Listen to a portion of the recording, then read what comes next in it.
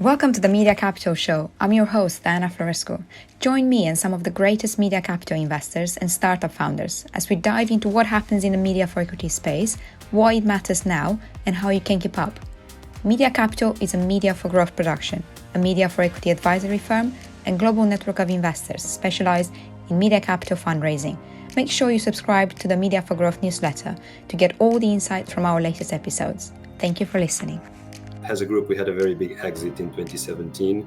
We were the largest shareholders in Zoopla and basically exited it to Silver Lake in 2017. So everybody was quite pleased with this thing of backing startups and how amazing it could be. And basically there is a bit where I saw the angle for why don't we just do this on a much more structured and systematic way, and essentially proposed to the board and thought there was a very big opportunity essentially to, like Zoopla, to help other companies, especially in the UK, that want to essentially reach out, build a brand and reach out to the mass market consumer. We established DMG Ventures with the view of backing these sort of early stage companies that are trying to build their brand in the UK, because frankly, it's what we had been doing for the last 125 years for our advertisers. So we certainly had the experience and the brands to do it. So it was a fairly natural fit. Let's just jump straight into it. How did you make your way into the media for equity space? So basically, I joined the Daily Mail Group in 2015 as a strategy director. Probably don't know, but the Daily Mail Group, beyond the media properties, has quite an expansive portfolio, especially at the time. So was overseeing quite a lot of areas, but definitely one of the more exciting ones was overseeing the minority investments of the group. The Daily Mail has been around for 125 years or something over that, but they've been pretty good at spotting the next big thing through the decades. They started in print. They were the first in print in the beginning of the last century. They started financial publishing in the 70s, digital publishing in the noughts, and things like job boards and property classifieds. So actually spotting the next big thing has very much been in the DNA of the group from the very beginning. But for me, Media for Equity, it was like everything in life, there was a big catalyst. As a group, we had a very big exit in 2017. We were the largest shareholders in Zoopla and basically exited it to Silver Lake in 2017. So everybody was quite pleased with this thing of backing startups and how amazing it could be. And basically there is a bit where I saw the angle for why don't we just do this on a much more structured and systematic way, and essentially proposed to the board, because I also, for being in a strategy director position, I had oversight over everything that happened in the group and knew of the immense power that we had from our media properties and insight into the UK and US consumer, and thought there was a very big opportunity essentially to, like Zoopla, to help other companies, especially in the UK, that want to essentially reach out, build a brand and reach out to the mass market consumer. It was not something we were doing in any way, in a structured way. So very much proposed to the boards, inspired in some of the other models of media for equity throughout Europe, but also on standalone VCs in the space, that we established DMG Ventures with the view of backing these sort of early stage companies that are trying to build their brand in the UK. Because frankly, it's what we had been doing for the last 125 years for our advertisers. So we certainly had the experience and the brands to do it. So it was a fairly natural fit. It was enthusiastically received by the controlling shareholder, Lord Rothermere, who to this day is a very big backer of the division. And that's how we started. But frankly, it was a one-man band on day one. It grew into something real and proper these days, but it's been quite a journey.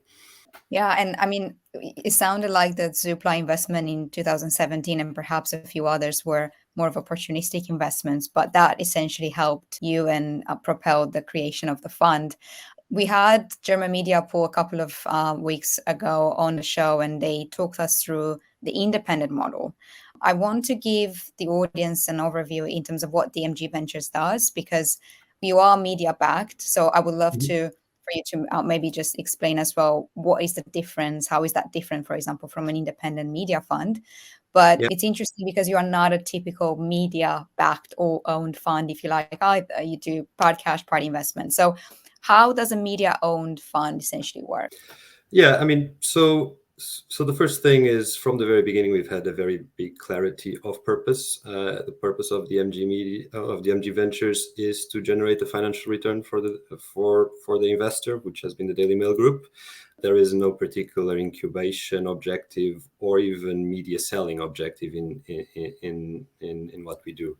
So what we do is leverage the assets of the group to deliver this return. So very early on, it's been established as a separate division within the group with this objective. And within the group, we have essentially a services agreement with the media division, whereby has large media buyers, which essentially what we become. We have a heavily discounted rate card from them. And we also then have a couple of people that straddle both divisions to make sure that the delivery experience is very, very good. I would say we have probably one of the better media for equity programs, certainly in the UK, and they deliver a very good experience to our people. But essentially, when we proposed it, we did look at, do we go a full media, do we go full cash? And the view was there's actually benefits in both worlds.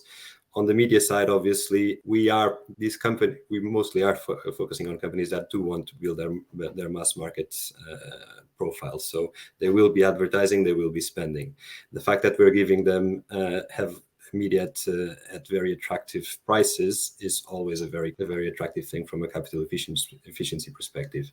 The other point is these companies generally have never advertised above the line. So the fact of having a team, Rachel and Susanna and Louise, that really work with them, hold their hands and make sure that they squeeze as much value out of the media credits as possible, is something that they value hugely.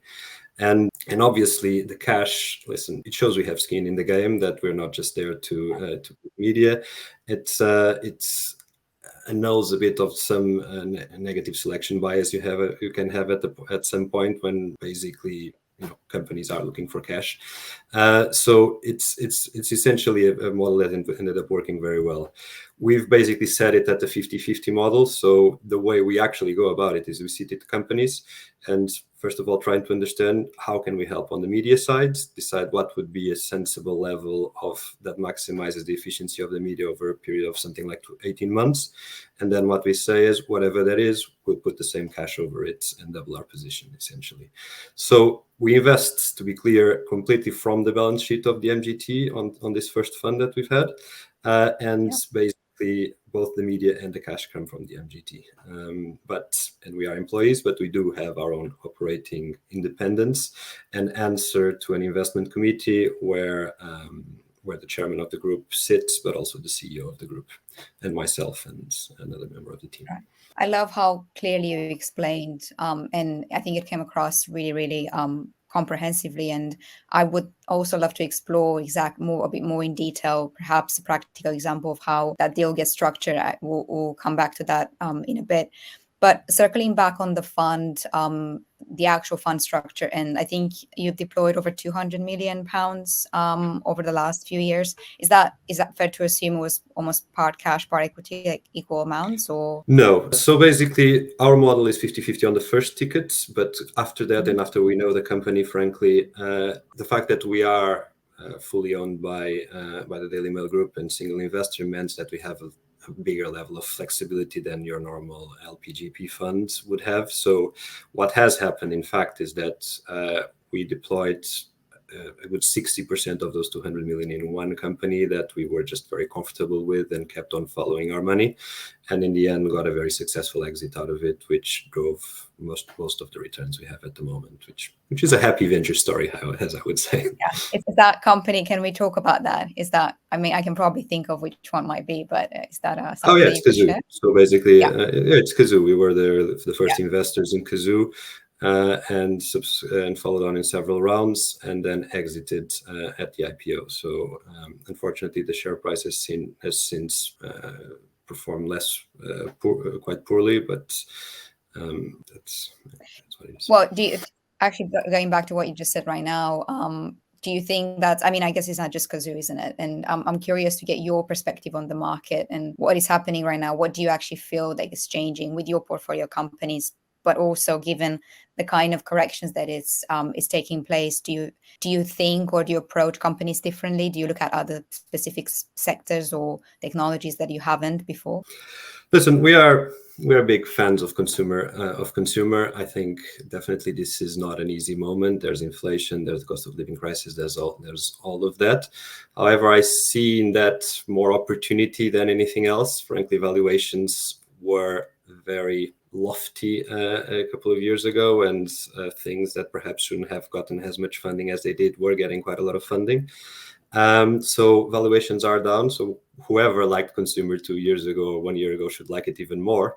I would say it's obviously you need to be cautious. Going into something extremely consumer discretionary right now probably is not the right timing yet.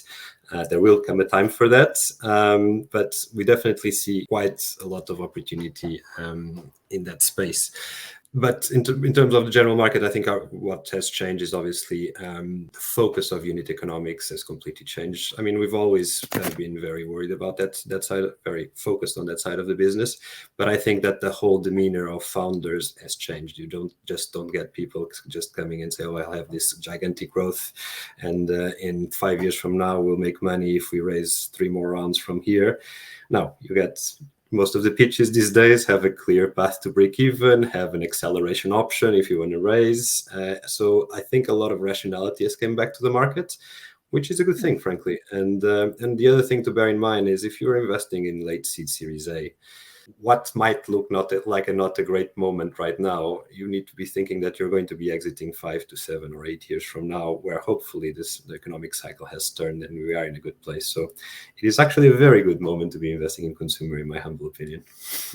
Interesting. And I completely agree with you. I think especially in this kind of market conditions, you could even create new market categories altogether for companies that were not, for example, spending big bucks on traditional advertising. Have you seen an uptake, in fact, from digital startups kind of making the leap forward into media for equity, or using a channel like, I mean, you do obviously digital and print, of course, but using more traditional channels than before?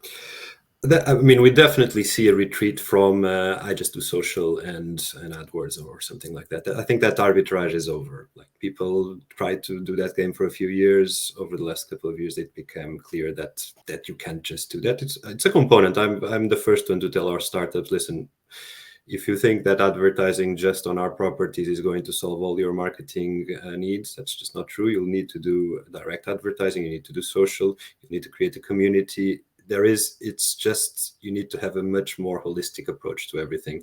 And that's frankly what we work with our startups. It's obviously, we see our media contribution has almost like a learning journey for these startups. They've never advertised above the line. So, and they came from a world where, with social, with AdWords, whatever, you have a pretty dashboard, you put £100, you get £120 back in clicks or in sales or whatever it is. And it's all very auditable and beautiful.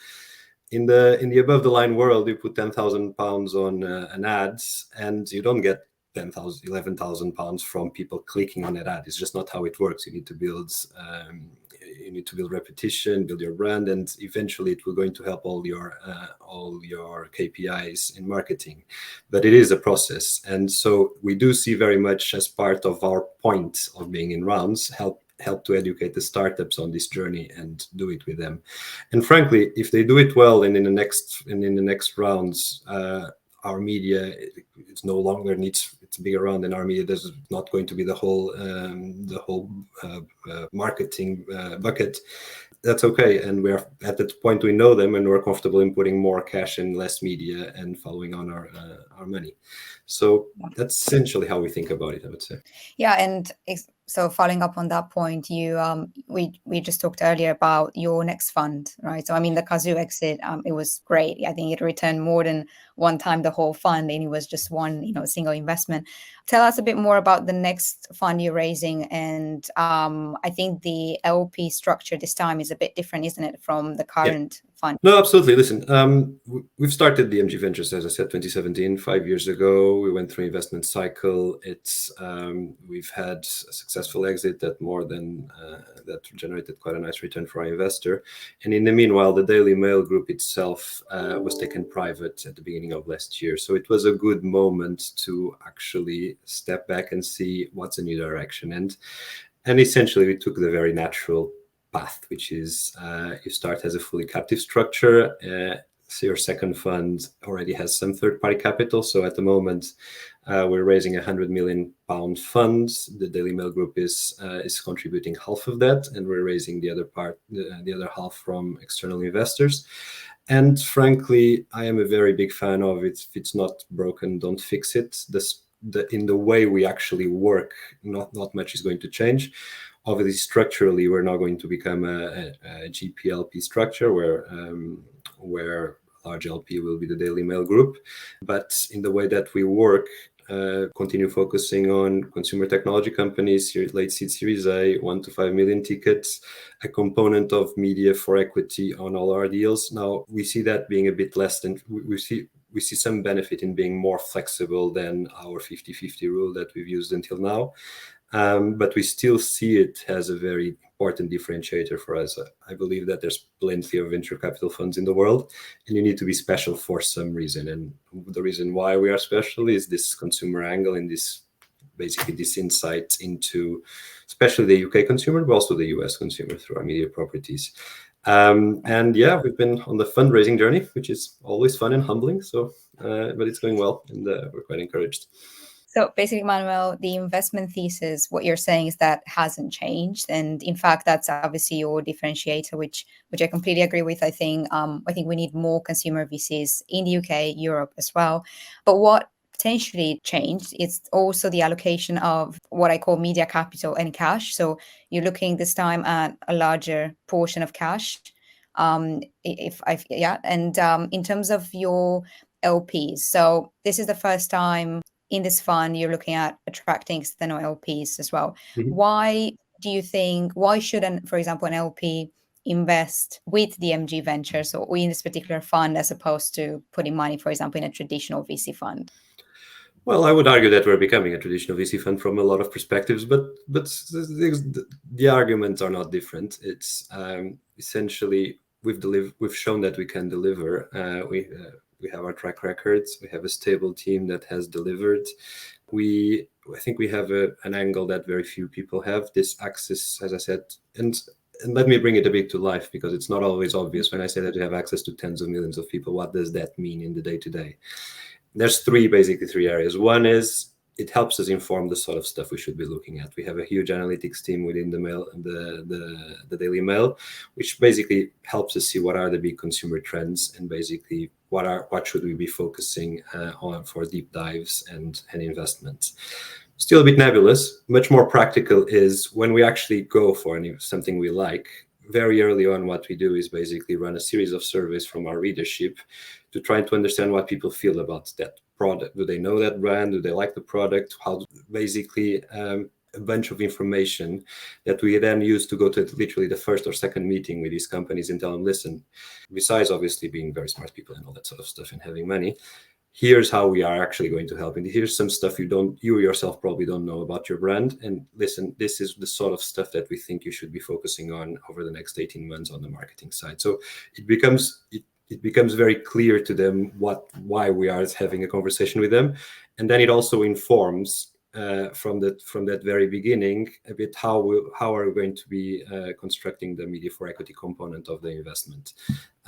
So that's super helpful. And then obviously the third bit is once we do invest, obviously having a couple of people working with their normally one-man band CMO marketing team or 2 or 3 man band for our women band or whatever it is a very helpful thing that they value very much. And we've been doing it now for 5 years. We have a bit of a name in the market. So if you're a startup that is looking to go for mass market in the UK especially, it's likely that that you come and see with us. So for investors, we give access basically to this whole cohort, and we have a very particular angle in the selection and then acceleration of these companies. So yeah. I do hope to do another good one after Fund 1. So that's a big. And I mean, what you've just described, Manuel, is also, apart from giving access to that diversified portfolio, which obviously you've also built in the track record, but arguably it could potentially de-risk as well the chances of failure. Just Absolutely. Simply the fact that you have the media involved, but also the expertise that you've just described in your team.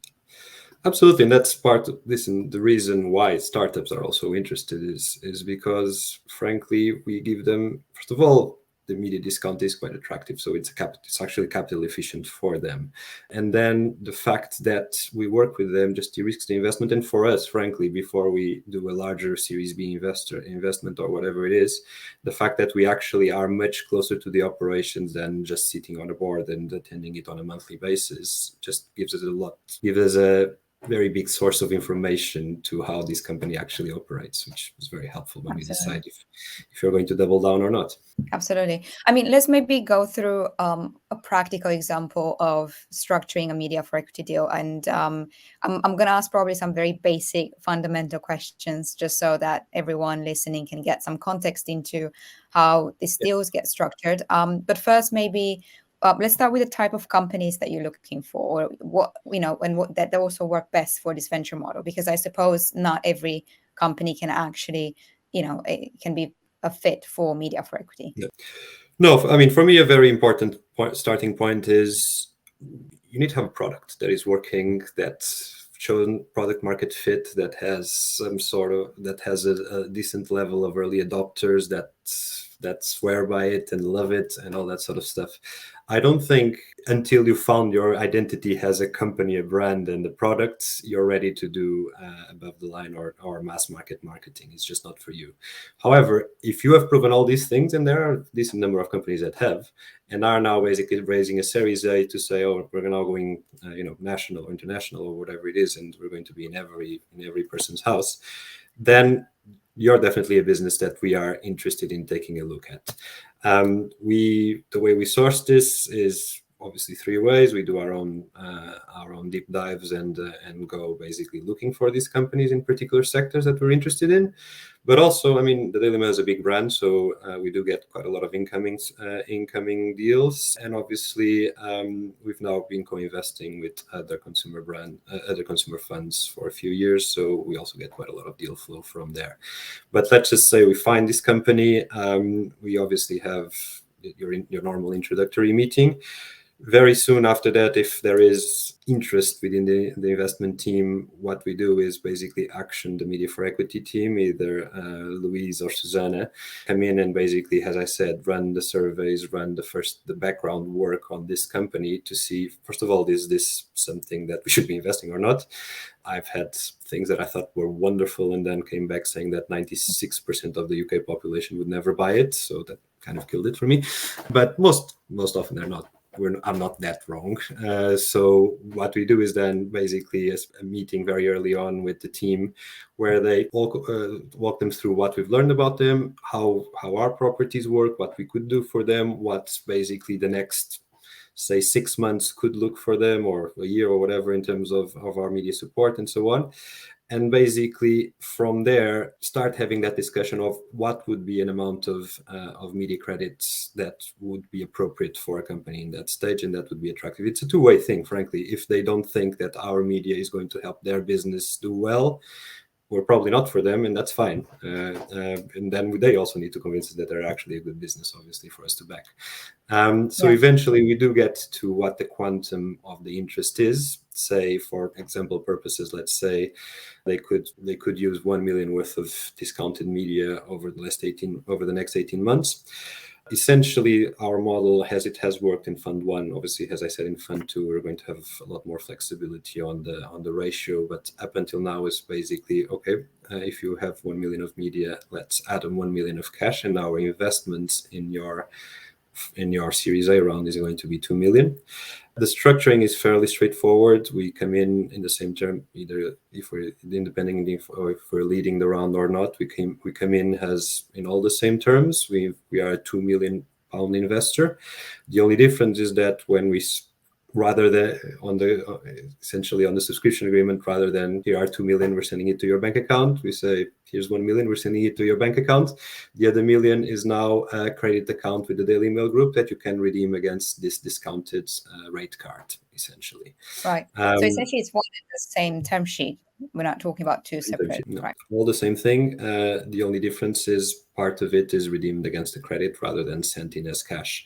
And then over time, that this million gets, as it gets spent, it gets reduced on our credit account, and eventually it gets used up. And hopefully, at that time, we're looking at a fantastic Series B and another double up, and the relationship continues. That's all.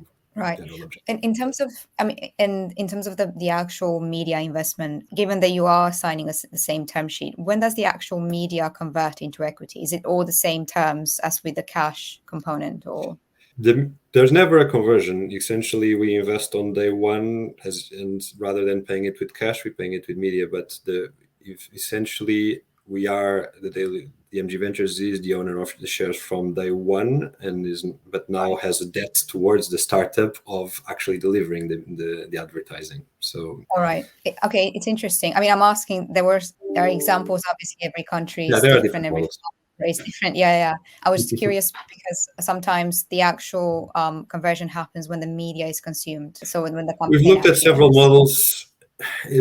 There are pros and cons for all of them. This one has a great benefit of simplicity and easy to understand how it works. And also it has an implicit incentive for the companies to actually spend the media, because this media tends to have a use by date. So because there have been cases in the beginning where you would do a media deal and they would sit on it for months on end, and we're kind of like, the sooner you use this stuff, the better it's going to be for your business, rather than saving it from someday in the distant future. So we're big believers in the impact of our media, so it always frustrates me when it's not getting properly used, essentially. I mean, so on that point, actually, so you are one of the very few funds that I've spoken to and I come across that does part cash, part equity. And I think we talked about this, but the struggle I see is, I get this question from founders a lot. Why would I give up equity, or why would I do a media for equity when I can just pay in cash? So what you're offering, obviously, it's a great combo of both. But how do you make the case for media capital when founders are looking for cash? How do you suggest, or what do you actually explain that could add value by doing a combination of both? Listen, let's start at first. If they are just looking for cash, then I'm probably not the right guy for them to be speaking with from the start. So we are very clear in what our proposition is and what it isn't. We're not full cash investors. So that's why it only makes sense for us to talk with companies that are planning on actually doing marketing and above the line and so on. So that's a very big start. And then the other point is, we really really front load the effort of all this stuff. So as I said, these sessions that we have explaining what our media does, what the results that it had with others, all that sort of stuff, it's really to prevent disappointments on both sides. Like, there's nothing worse than actually our media credits not working for the company. It just damages my brand, prevents me from getting future deals, and also damages the returns of my fund, frankly. So it's something we are always very mindful of. But listen, we are confident on the quality of our media. It's heavily discounted, so there is a capital efficiency point there. If we were giving the media exactly as the same price as any cash buy could walk in through the door, I think there is some weight to the question from the founder, as why don't I just get cash and then come and buy it from you? And then the service point is not a minor point. Like, the idea of, here's the credit, give me a call whenever you want to spend it, it just doesn't work, frankly. And I know it because that's how we started. And in the first few months, it wasn't a terribly happy experience, especially light years from having a great team that really squeezes the most out of our media properties for our companies and really works internally as advocates for the startups, which is super helpful. So listen, between case studies, the discounts, and the fact that, listen, it's also the start of a relationship with us. If you do well, we intend on following on with our money, and we've done so in most of the cases where things have gone well. And yeah, I would say it's a mix of these things. Is the combination of cash and equity, is that always the case, Manuel? Or have you had examples where you just, for example, you did a follow-on investment that was just cash, or it was just media? So on follow-on, we are much more flexible, frankly. There, we already know the company. If we really like it and they don't need the media, we're not going to invest because we have these rules. However, we have done all media deals in the past, we have done all cash deals in the past, and we have done 50-50. Our operational guidelines for Fund 1 were always 50-50. If there was one exception or another, that has happened, but it's not really how we want to operate. Going forwards in Fund 2, again, we are what we are, and the media is an important part of our offering, but we're looking for, on average, is going to be less than 50-50, more something like 20% or something like that, which probably is an easier balance than 50-50, I would say. Right, 20%, and that's in favor of cash, so more cash than media, essentially, right? No, that's that's just saying that the point is that, Frank, essentially we are one piece of the holistic marketing strategy that they have. So there is a limit as to how much it makes sense for them to have. If we had in our books TV, radio, outdoors, and all the other parts of a complete marketing strategy, then it could be a bigger number. But given that we have a very, very strong digital presence and a very, very strong print presence, it's a part of the story, but it can't be the whole thing, frankly. Yeah.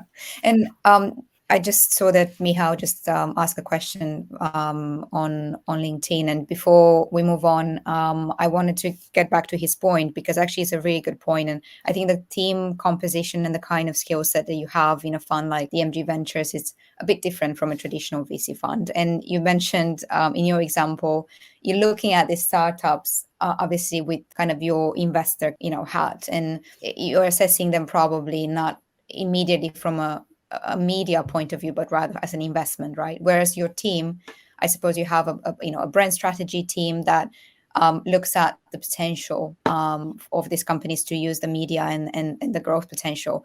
How big is your team, going back to Michal's question, and what kind of skill set do you have? What kind of roles are in your team? And what do you think is absolutely fundamental to have in a media for equity fund? No, absolutely. Listen, I have a wonderful team. That's why this thing works, essentially. So on the one side, I think they made a very good point. We are, from most aspects, a normal venture capital fund. We recruit from other venture capital funds. Taz and Rachel from my team are basically on the investment side. They evaluate all investments as anybody would on any other fund, and their background is really PE, VC, or advisory VC, and so on. So what you would expect normally. However, you're very right to highlight that the team also needs a particular marketing experience. And Louise and Susanna came originally from the media division, and they have a marketing agency background. So they are very, very attuned to how to serve basically customers from a marketing perspective. And it's actually basically the merging of the views of the investment side of the team and the marketing side of the team that actually eventually yields the sort of stuff that we're going to be investing in. So we do need to have a bit of both. But again, as I always say, the objective here is to invest to deliver good returns to our investor.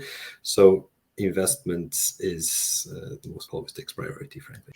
So Manuel, I got a quick fire run of statements prepared for us, but before we get there, you mentioned something really interesting just now, where you said, look, if we had TV, radio, and a few other channels, in our portfolio, we could have done bigger deals.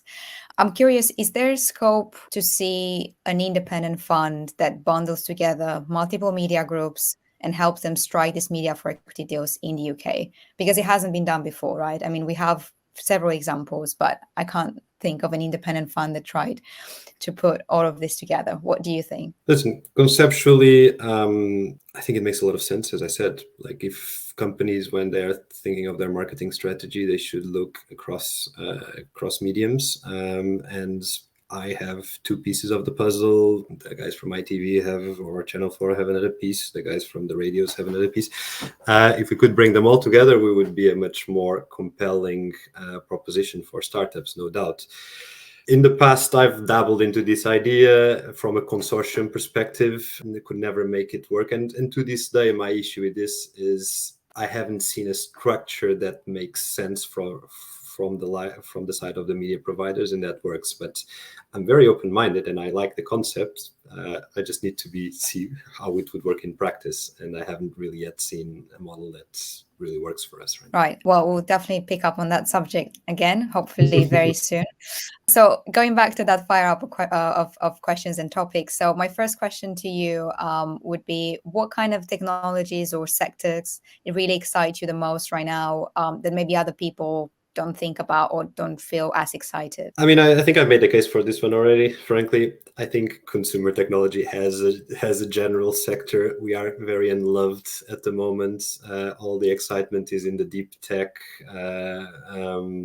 B2B, life sciences side of the world, especially now with ChatGPT and all that sort of stuff. I think there's huge opportunities in consumer.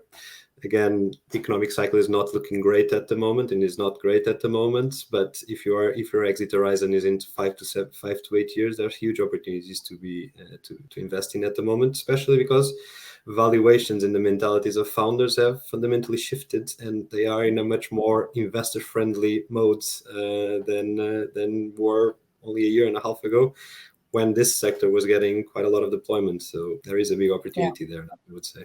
You and your team had an interesting piece on Metaverse just before Christmas. You put that out. Do you think there's scope? Do you think we'll see? I mean, actually, what's your view really on the discussions of Metaverse and probably more broadly crypto and Web3? Listen, on Web3, we've done some work on it. My view on Web3 is that Web3 has a concept. I don't think the consumers care that much, like how it works, frankly. I don't know what's the specific technology behind of half the things I do. However, if there is a good use case that leverages Web3 technology and that we can show a consumer why they should be buying a certain thing, that we're more than happy to look into that space. And my point is, what needs to lead the investment decision is, what is it? What does it do? Not necessarily what's the technology powering it. So we are open-minded, but the use cases we've seen so far haven't really dazzled me that much, especially given the valuations at which they were at least a few months ago. That has improved a bit. So it's actually more about the application of that technology, obviously, to the consumer, of course. Yeah. Your best investment advice that you received in all these years, and why do you think, what makes it the best advice? I don't know how good I'm in the management guru, sort of one sentence solutions for big problems. But I would say, a couple of things. Definitely in VC, we invest in people, not in the business so much. I think some of my biggest misses or biggest disappointments have been probably in the smartest things I've invested in, because at the end of the day, I got dazzled by what the business was, and perhaps not looked as closely at the people that were supposed to deliver it. And I've invested in things that actually the business was not that amazing, but such a great founder that actually made it work really well. So that's a very, very big one for me. The other one is a pretty obvious one. Generally, when things look too good to be true, they tend to be. So if there's something off the valuation or the growth, or if there's something that just doesn't look right, probably isn't. There's very few glaring inefficiencies in the market that you can take advantage like that. Sometimes they do happen, but it's more often than not, there's some reason to explain them, I would say. And similarly, I guess, what is then the most common mistake you see a lot of investors do these days? Listen, herd mentality is by far the especially in the venture capital world, the biggest problem, and I am sometimes as guilty of it as the next person. It's a very warm and fuzzy feeling to know that the thing you're invested in is getting invested by this other big name fund that gives you cover as to why you're investing in it. But frankly, you need to do your work. You need to be comfortable. You need to be investing because you have conviction on it, not because name A, B, or C is there and because you got in on a very, and they gave you some space on a very hot deal.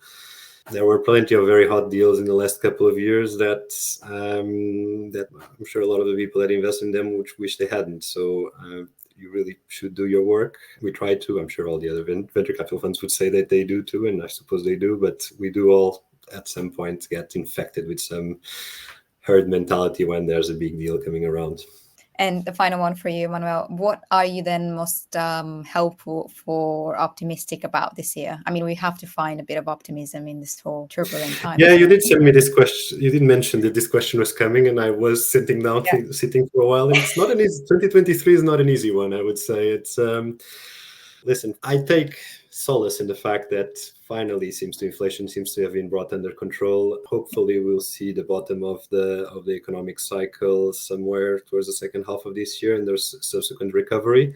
Hopefully these things will come up and set us up for a good next few years of recovery. But it's going to be a tough year, 2023, and I think we should be resilient and optimistic about the future, but also prepared for the realities of the next few months ahead. Yeah, resilient, I think, is the right word. Manuel, thanks so much for putting up with all the questions today and agreeing to do this. I'm super excited to follow your journey as you raise a second fund, and hopefully the independent fund model will take off in the UK as well very soon. It was a real pleasure having you. Thanks so much again. Thanks for having me. As always, I really appreciate your support. You can find a full video episode on YouTube on the Media for Growth channel, or you can listen to it on Spotify, Google, or Apple Podcast. Make sure you subscribe to the Media for Growth newsletter to get all the insights from our latest shows, including the full interview script. See you next time.